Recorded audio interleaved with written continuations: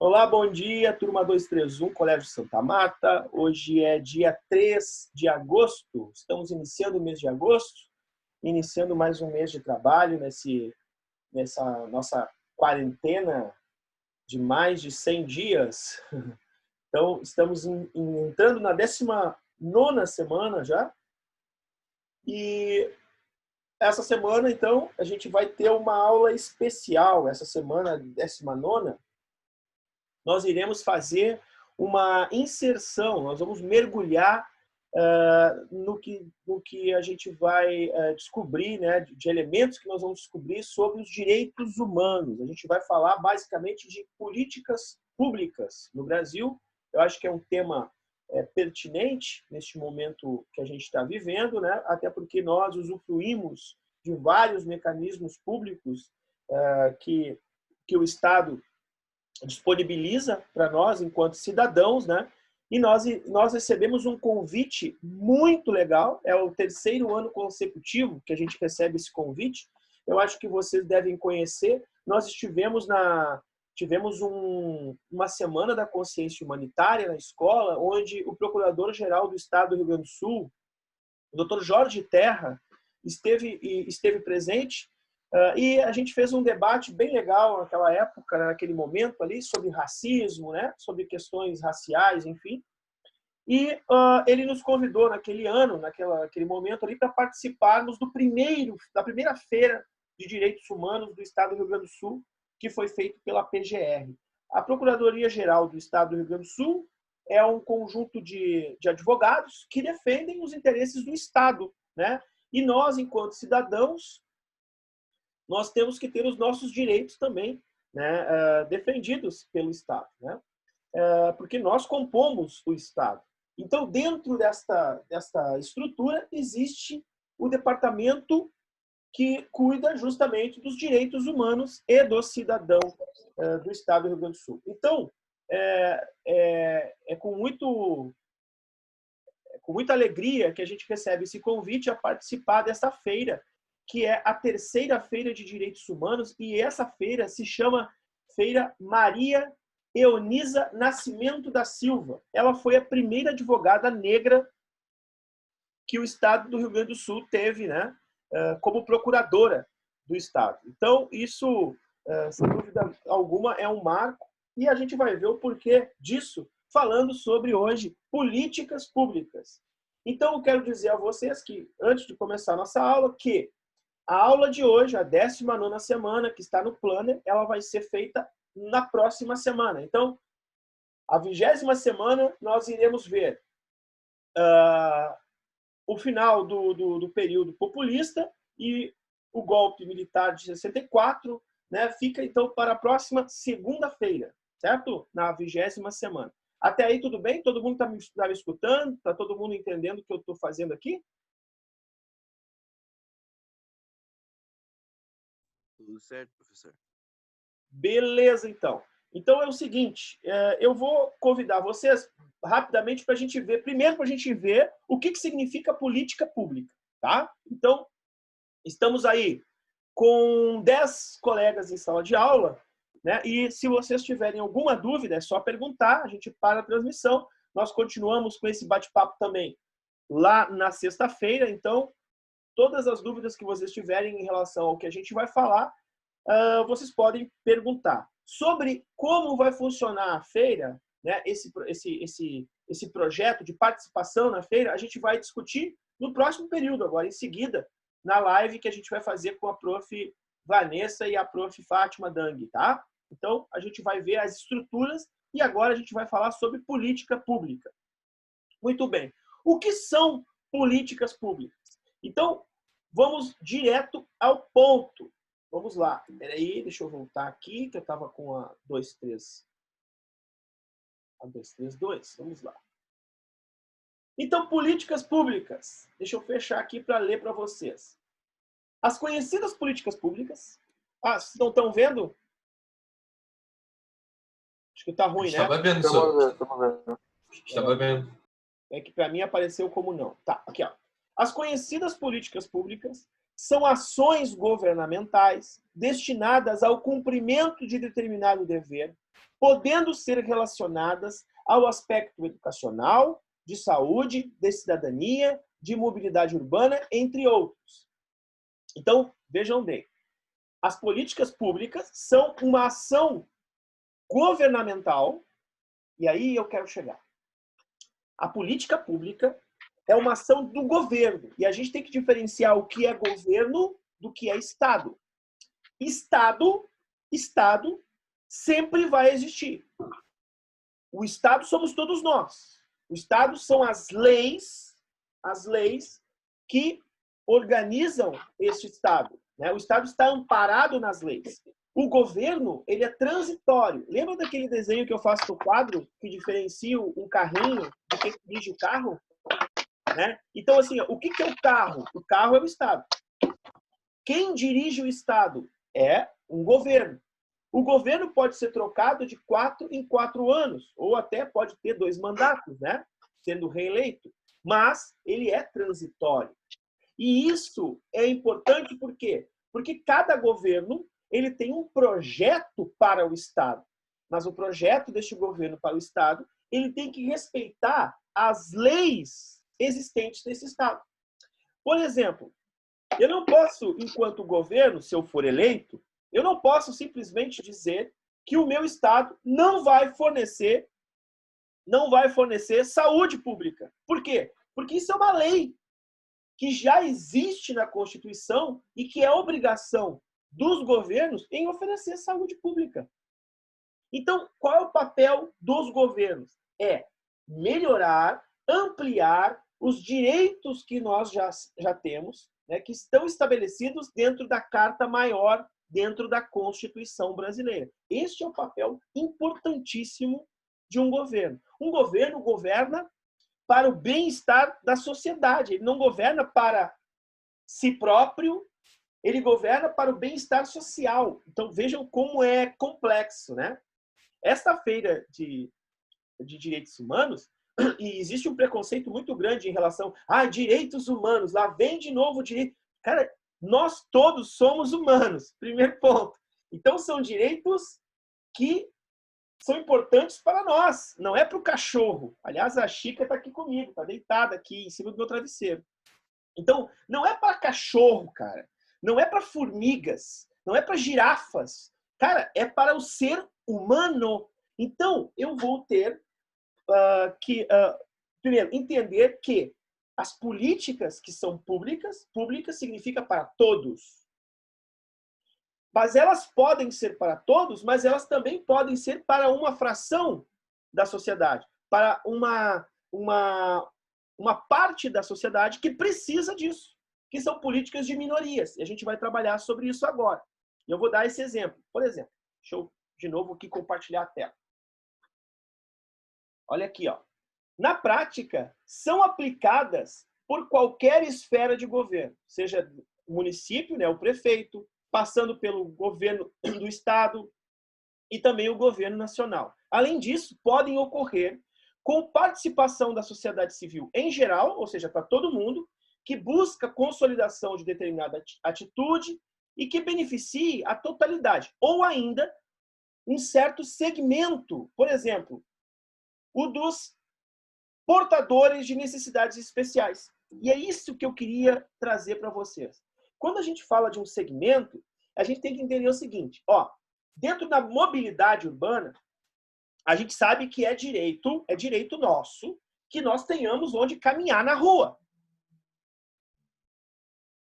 Então, por exemplo, tem ruas que são para carros, então tem a rua que é para carro, a gente tem que ter um espaço para o pedestre, que anda a pé.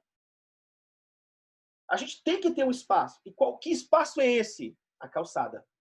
Olha que loucura. Então, a gente tem que pensar que dentro da sociedade existem pessoas que não têm veículo automotor. Então, elas são obrigadas a andar onde? Na calçada. Então, tem que ter calçada. É um direito. Muito bem. A maioria das cidades tem calçada. A maioria das cidades tem calçada. E onde é que se aplica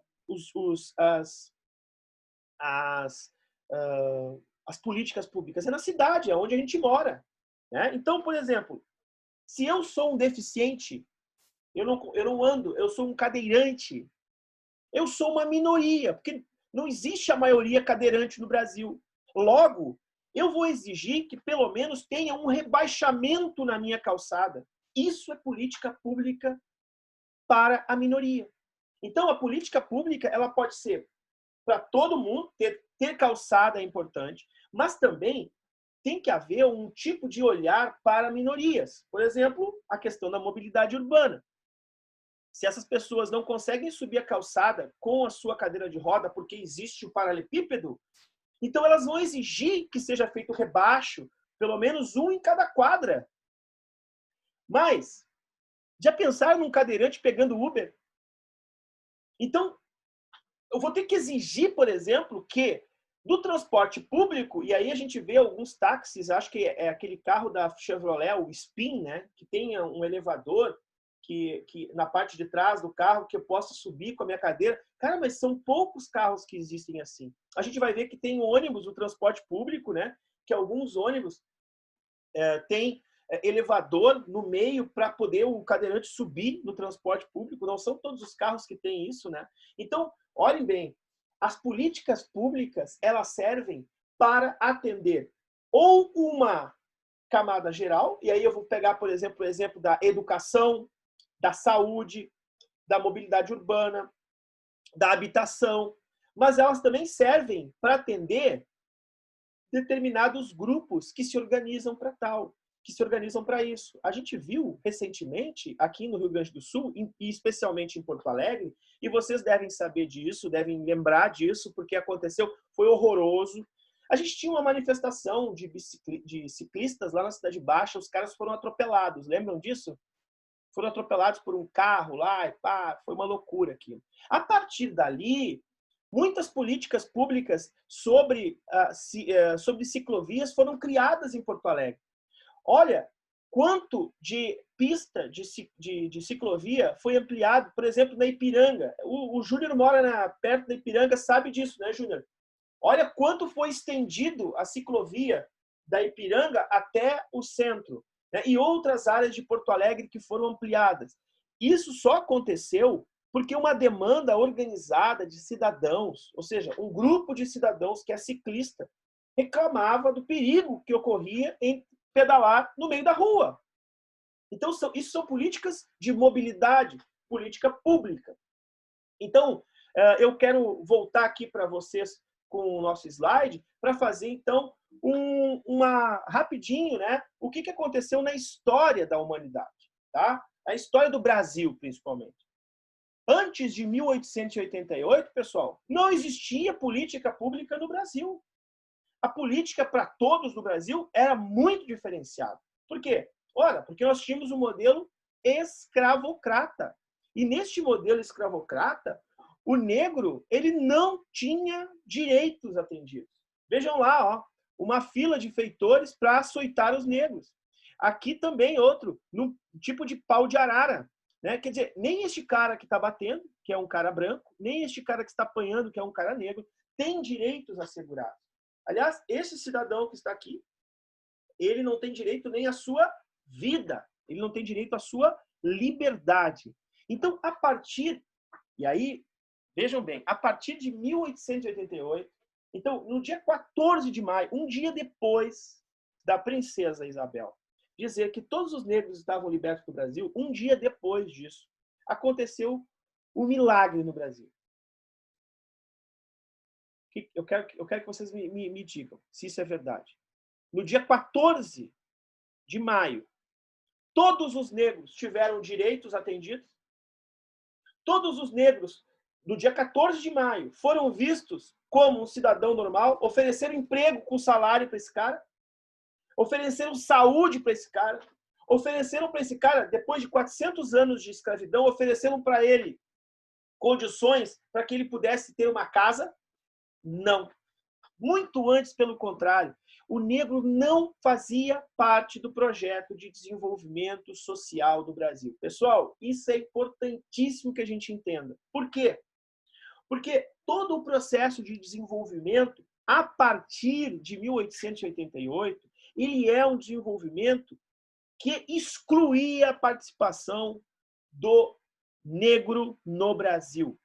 Vamos entender o porquê. Em 1903, além da fundação do Grêmio, Futebol Porto-Alegrense, além disso, obviamente, em 1903 nós temos as primeiras leis que vão falar sobre trabalho no Brasil. E sabe quem é que vai exigir que essas leis comecem a vigorar? Os imigrantes italianos que vêm para cá politizados. Então, olha só, os imigrantes que vão ser trazidos para o Brasil, para o trabalho rural, que vão ser trazidos para o Brasil para as lavouras de café em São Paulo, que vão ser trazidos para o Brasil para trabalhar nas pequenas industrietas de São Paulo. Esses caras politizados vão começar a reclamar que estão sendo tratados como escravos. Eles vão começar a reclamar que eles não têm tempo para o almoço. Eles vão começar a reclamar que eles trabalham o dia inteiro sem um descanso muito exaustivo. Eles não conseguem descansar para o outro dia de trabalho. E a partir daí, então, eles vão querer se organizar em sindicatos. Olhem só que interessante. Então, eu vou aqui mostrar a vocês que as leis surgem aqui, ó. O surgimento, ela ocorre com os socialistas e anarquistas. São esses caras que vêm, principalmente da Itália, que vão brigar pelos primeiros decretos para poder se organizar em sindicatos, sindicatos trabalhadores urbanos, sindicatos trabalhadores que vai discutir o quê? O que se discute no sindicato? Ora, no sindicato, pessoal, se discute assim, o que acontece na tua empresa de diferente da minha? Na minha empresa o meu patrão me deixa um tempo de 30 minutos para poder comer. E na tua, 40. E na tua, 1 hora. O que é melhor? 30, 40 ou 1 hora? Para o descanso, né? Para eu comer, para ter uma digestão, para poder voltar ao trabalho. Então, vejam que nesses núcleos se discute direitos importantes para a qualidade de vida do cidadão. A qualidade da vida das pessoas. Então, olha só, o bem-estar da sociedade depende da organização da sociedade. E os sindicatos foram uma forma de organização. Só que eu pergunto a vocês, esses sindicatos eram de brancos ou de negros? Eram de brancos, porque os negros estavam fora do trabalho formal. Eles não eram contratados. E aí o que acontecia com o cara que não é contratado numa empresa formal? Ele vai fazer o trabalho informal. E aí nós vamos ter o surgimento, então, do trabalho informal a partir desta exclusão, que é uma exclusão social. E como assim, professor? Olha só, o trabalho informal, falando na nossa língua aqui, é o camelô, né, velho? É o camelô. O cara vai vender goiaba, o cara vai vender manga, o cara vai vender açaí, o cara vai vender ervas aromáticas, o cara vai vender serviço, eu posso capinar, eu posso cortar grama, né? O cara vai vender trabalho. E quando ele não conseguir vender, professor? Bom, ele já tem o estereótipo de causar medo nas pessoas. O estereótipo daquele assim, ó, aquele lá é negro, ó, não tá fazendo nada, tá vendo? Se ele não tá fazendo nada, o que ele é? É um vagabundo. Então, ele vai ter esse estereótipo que é criado pela própria sociedade. É muito cruel isso. Então, a necessidade de inclusão dessas pessoas no mercado de trabalho sempre existiu. Ele vai ser perseguido durante muito tempo, até a década de 30 praticamente, por não ter um lugar certo na sociedade. E tudo que vem em termos culturais, por exemplo, o samba era perseguido. Uma música muito perseguida, era uma música ruim para se tocar, era imprópria, significava a involução humana. As religiões afrodescendentes, até bem pouco tempo, eram demonizadas. Demonizadas. Existem algumas religiões pentecostais que demonizam a religião afrodescendente até hoje. Dizem que as religiões afrodescendentes são religiões do mal, do demônio. Então, nós temos que entender que é um processo cultural importantíssimo de inclusão. de tentativa de incluir nas políticas que são públicas. Seguindo adiante. Alguém quer falar alguma coisa aí? Não. Não? Seguindo adiante. A gente vai ver, por exemplo, aqui,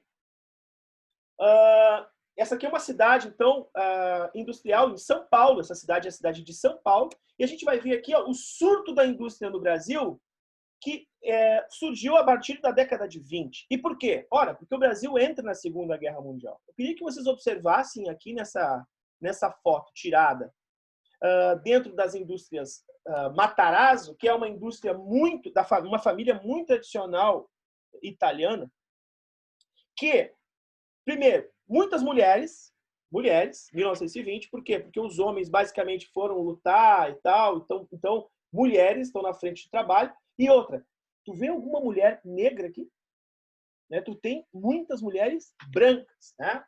Dentro dessa indústria, que era uma indústria têxtil. Tá?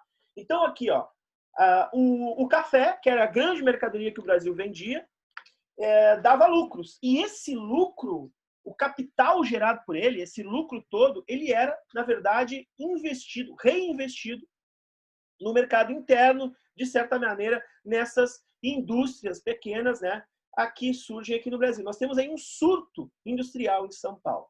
Né? Não é uma vocação, mas é um surto industrial. Mas a industrialização, ou seja, alguém que vai olhar para o trabalhador, que vai criar uma segurança para a classe trabalhadora, sem dúvida nenhuma, vai ser esse cara que a gente acabou de estudar, né? O Getúlio Vargas. Criação da consolidação das leis trabalhistas, CLT, que vai estabelecer, então, uma carteira de trabalho para o trabalhador, né? Estabelece jornada de trabalho que sejam jornadas menos exaustivas, que tenham direito a férias, direito a um tempo para o almoço, para o descanso, direito a um salário que é mínimo, e isso contribui, né, para que essa pessoa possa consumir dentro da sociedade. Mas todos nós sabemos, sem dúvida nenhuma, sabemos do que, gurizada? Sabemos que tudo isso é muito caro. Por quê? Porque nós temos um governo extremamente autoritário, ditatorial, com prisões arbitrárias, com censura da imprensa, com forte repressão, que foi o governo de Getúlio Vargas. Mas, sem dúvida alguma, as leis que ele criou, que esse governo criou, por iniciativa dele mesmo, né, são leis que procuraram amparar a classe trabalhadora. E este amparo da classe trabalhadora vai custar muito caro. Né? Quer dizer, os trabalhadores vão olhar para isso e vão ver em Getúlio Vargas um cara excelente, importante para o desenvolvimento do Brasil. E, de fato, é. Ele organiza a vida do trabalhador. Mesmo que ele organize sindicatos que sejam atrelados ao Estado, ele organiza sindicatos. Mesmo que ele faça leis trabalhistas e imprima uma censura, ele fez leis trabalhistas que garantiram o desenvolvimento social dessas pessoas. Tá? Então, só em 1930 que nós vamos ter o direito ao voto, por exemplo, da mulher, a participação da mulher. Claro, naquelas condições que a gente já conhece, que a mulher foi participar das eleições, mas ela vai participar das eleições. Então, ela é pensada também dentro dessa lógica de ampliação dos direitos de políticas públicas. Seguindo, nós vamos ver, então, aqui uma empresa, né? A empresa Aliberti, em São Paulo, em 1930, com as leis trabalhistas que melhoraram as condições de vida do operário. Aí eu queria que vocês observassem. Claro, é bem difícil, né? Mas a gente não vai achar aqui também. A gente acha crianças, mulheres aqui do lado esquerdo, né? Homens, muitos homens, mas eu tenho dificuldade para encontrar um negro nessa foto. E essa foto, então, é tirada de uma empresa importante, a empresa Aliberti, em São Paulo, na década de 30. Certo? Então, continuando aqui. Chegamos na ditadura militar, que é o próximo tema que a gente vai discutir. E aí tem uma tirinha da Turma da Mônica, que é do Maurício de Souza, todo mundo conhece. Pai, o que é censura? E o pai responde bem, e olha, né? E aquelas tarjas ali. O que é censura? Velho, censura na ditadura significa o quê? Que, primeiro, os salários foram congelados, há intervenções de 342 sindicatos, quer dizer, os sindicatos eles não puderam atuar legitimamente, 43 federações, 3 confederações de trabalhadores foram censuradas e fechadas. Cerca de 90% dos sindicatos rurais criados entre 63 e 64, né, são fechados. Ah, pessoal, isso é coisa de criança, né? Desenhar na minha tela. E em 65, o número de greves cai para 25, com mais de 150 contra 150 em 63. Professor, peço desculpas, eu errei uma coisa aqui no aplicativo. Ah, tá, desculpa. Eu voltei aqui para ver se alguém queria falar alguma coisa, eu queria fazer um desenho para mim. Vamos lá. Então, quando é que isso melhora? Bom, isso melhora quando surge isso aqui, ó, Constituição de 88. Depois do regime militar, nós temos uma Constituição que vai estabelecer a construção de vários direitos fundamentais, né, direitos humanos do Brasil. Essa Constituição de 88, ela é conhecida como a Constituição Supercidadã. O que significa isso? Ela abrange uma série de direitos. A nossa Constituição Federal é uma das mais importantes do mundo no âmbito dos direitos a serem oferecidos para o cidadão. Eu separei, e aí na aula que nós vamos ter agora, depois dessa, né, junto com a professora Fátima, eu separei o artigo número 5 da Constituição. Deixa eu ver se é o 5 mesmo. É o artigo número 6, que está no capítulo 2 da Constituição Brasileira. E a gente vai discutir esse artigo lá na sala, na aula dela, né? O que nós vamos falar sobre a Constituição aqui? A Constituição Brasileira, ela é uma Constituição que ela tem N formas de atender a população brasileira, né? Em termos de saúde, educação, saneamento. Só que o seguinte, essa Constituição, ela já estabelece os parâmetros de como o Estado deve oferecer. Agora, cabe ao governo que está governando esse Estado fazer projetos, políticas que tornem mais amplas esses atendimentos, né? Que tornem possível esse atendimento.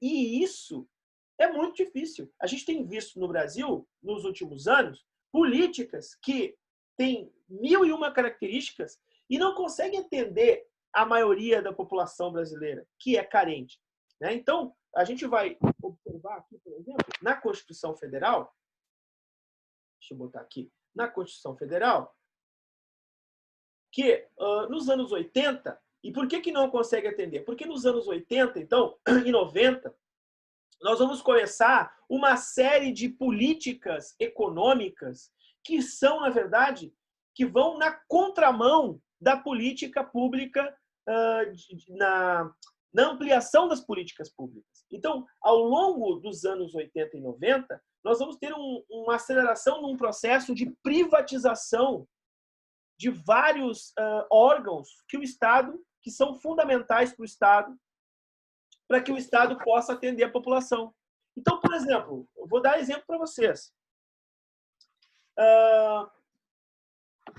Financiamento de educação superior, o FIES, né? Então, o que é isso? Ora, eu quero estudar, professor, eu sou um aluno, a minha família é de classe média, pobre, né? A gente se mata para conseguir pagar um colégio privado, para eu passar numa escola pública, numa faculdade pública. Só que a faculdade pública é muito concorrida. Na verdade, o que eu tenho na faculdade pública? Muita gente entrando e gente que teve uma boa escolarização.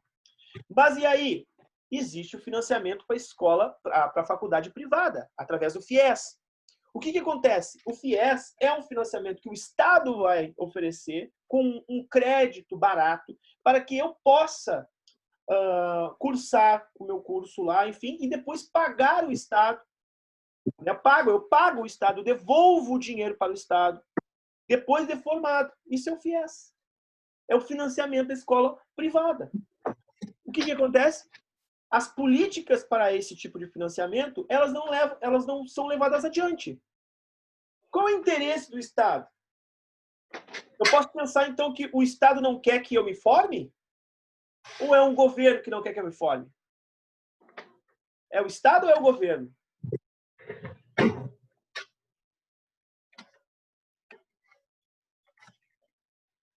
Quando as políticas públicas não são levadas adiante, quem é que não leva adiante? É o Estado ou é o governo? Governo. É o governo. É o governo. Então, quem é que cobra o governo para que leve adiante as políticas públicas? Quem é que tem que cobrar o governo para o governo levar adiante políticas públicas de saúde, políticas públicas de habitação, políticas públicas de inclusão, políticas públicas para minorias, políticas públicas para mulheres, políticas públicas para proteção do meio ambiente? Quem?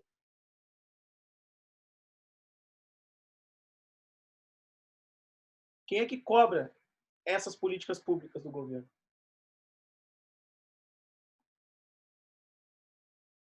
O Lucas colocou aqui. O povo. É o povo. É o povo. Somos nós, né? Somos nós. Onde que acontecem as políticas públicas? Na cidade. Né? Aqui em Porto Alegre acontecem políticas públicas. Né? Então, se eu moro na cidade, eu tenho que olhar para a cidade, eu tenho que ver como é que eu vou fazer para que essas políticas sejam atendidas. Né? Onde eu procuro, onde eu me amparo, onde eu sei como cobrar essas políticas públicas. Né? Então, todas essas são perguntas importantes que eu faço a vocês e elas têm respostas. Elas têm muitas respostas. Onde eu vou procurar o atendimento das políticas públicas no Estado? Por que eu quero que a minha cidade desenvolva políticas públicas? Primeiro, porque eu quero que a minha cidade seja muito bem atendida na saúde, muito bem atendida na educação, na segurança. Todo mundo quer sair na rua com segurança. Todo mundo quer poder correr numa praça. Todo mundo quer poder, por exemplo, andar de bicicleta numa ciclovia. Todo mundo quer voltar a circular na rua. Por isso que tem que ter uma política pública de saúde, de informação, de adequação. Então, gente, política pública não é um mal. Ele é só tudo de bom para uma sociedade. E por isso que eu tenho que cobrar essas políticas públicas. Eu tenho que fazer essas políticas públicas serem atendidas. E é isso que eu estou aqui trabalhando com vocês hoje. Né? Então, vejam bem aqui. Na Constituição de 88, então, nós vamos ver que o regime neoliberal, ele privatiza essas questões. Então, o Estado privado, o Estado privatizado, por exemplo, já se pensou em privatizar a educação. Bom, mas se eu vou privatizar a educação, eu não tenho mais educação para todos, eu tenho educação para alguns. Aí eu pergunto para vocês, isso é uma política pública? Ah, mas vai melhorar a educação. Melhorar para quantos? Melhorar para quem? Essa é a pergunta que a gente tem que fazer. Então, como é que eu vou privatizar a água? Se eu privatizo a água, todo mundo, velho, bebe água. Todo mundo precisa. Nós somos uma sopa. Nós somos 70% de água. Nós precisamos da água. Se a gente privatiza a água, a gente tem condições de comprar água? Alguém vai poder dizer aí, né? Ah, eu tenho. Sim, mas o resto, eu tenho que pensar numa cabeça de uma esfera pública. Eu tenho que pensar no todo. Né? Eu não posso pensar só no meu bolso. Aliás, esse é o papel de um governo. Um governo não pode pensar apenas para os seus. Ele tem que pensar para todos, para a maioria. Né? E a maioria é que vai ser atendida com as políticas públicas. Aquelas pessoas que já são bem estabelecidas? Não, essas não. Eu vou contar uma história rapidinha aqui para vocês. Falta 3 minutos para terminar nossa aula, que é muito engraçada, né? Eu recebo meu salário por um banco, né?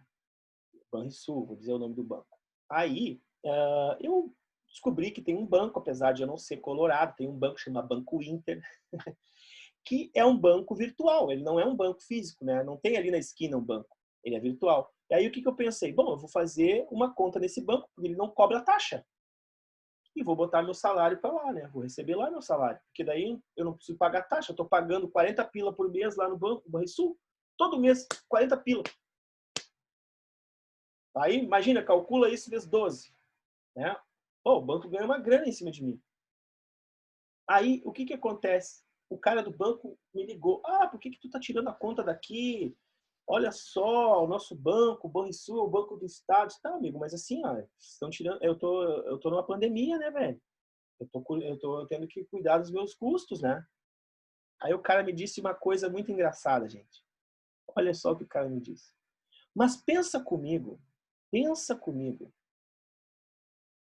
Um banco, se tu não conhece a pessoa que está te atendendo, como é que tu vai ter uma conta lá? Ele pode sumir. Isso é mentira. Primeiro que todo banco que existe no Brasil, ele responde para o Banco Central brasileiro. Então ele tem que existir, mas ele tem que dar um respaldo. Segundo, esse ato de amedrontar o outro, né, por conta de um existe, que um é mais antigo que o outro, que não sei o quê, isso é bobagem, gente. Daí ele me disse o seguinte, olha, se tu não quer pagar taxa, tu tem que ter um investimento no banco de 80 mil reais e tu não precisa pagar taxa.